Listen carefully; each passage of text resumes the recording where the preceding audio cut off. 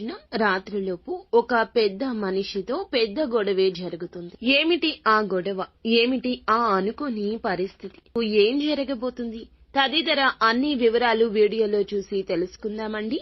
Video ఎక్కడా skip చేయకుండా పూర్తిగా చూడండి. వీడియో నచ్చితే తప్పకుండా ఒక చిన్న లైక్ చేసి మమ్మల్ని సపోర్ట్ చేయండి. ఇక ఆలస్యం లేకుండా వీడియోలోకి వచ్చేది. దుర్గా భవానీ జ్యోతిషాలయం మీ యొక్క ప్రతి సమస్యకి పరిష్కారం చెప్పబడును. అన్ని విషయాలు ఫోన్లో స్వయంగా చెప్పబడును. ప్రేమ, పెళ్లి, ఉద్యోగం, వ్యాపారంలో నష్టాలు, భార్యాభర్తల మధ్య గొడవలు, కోర్టు సమస్యలు, మనశ్శాంతి, ఆరోగ్య శాంతి, లక్ష్మీ శాంతి, గృహశాంతి, దిష్టి తీసిన నిమ్మకాయలు దాటడం, నరదిష్టి, నాగదోషం, ఆరోగ్య సమస్యలు, ఎటువంటి సమస్యలకైనా పరిష్కారం చూపబడును. మీ సకల సమస్యలకు పరిష్కారం చూపబడును. స్త్రీ పురుషులకు ఎటువంటి సమస్యలున్నా 100% పరిష్కార మార్గం చూపబడును. గురూజీ రామరాజు గారు. Phone number 9121191826. ఈ రోజున గోచర రీత్యా ఇలా జరగక మానదు. మీరు చెప్పిన మాటలు తప్పుడు భావనలకు దారి తీయొచ్చు. ఒక ఫైల్ లేదా ఆలస్యం లేదా సమాచార లోపం, కమ్యూనికేషన్ గ్యాప్ వల్ల మీ పైన గట్టిగా మాటలు, నిందలు రావచ్చు.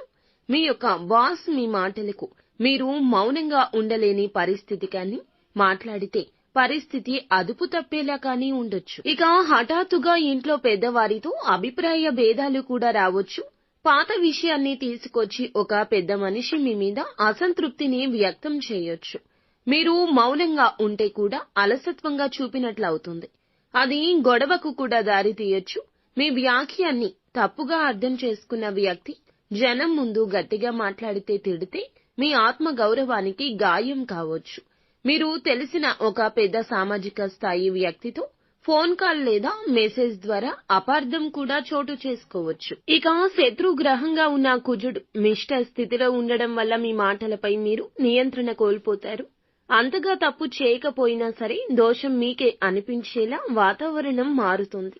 కొంతకాలంగా మీరు సహిస్తూ వస్తున్న ఒక సమస్య బలంగా ఈ రోజున బహిర్గతం అయ్యే గ్రహ ప్రభావం మీకు చూపిస్తోంది.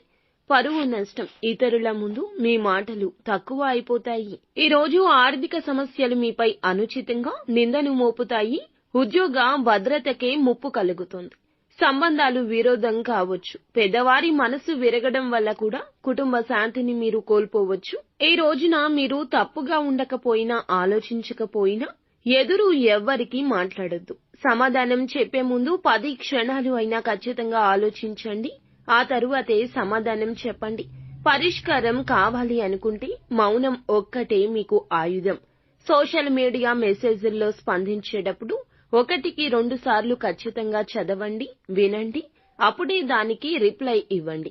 ఈ రోజున మీరు గోమాతకు ఏదైనా ఆహారాన్ని పెట్టండి. గోమాత సేవలో తరించండి. ఇది శత్రువుని శాంతింపచేస్తోంది.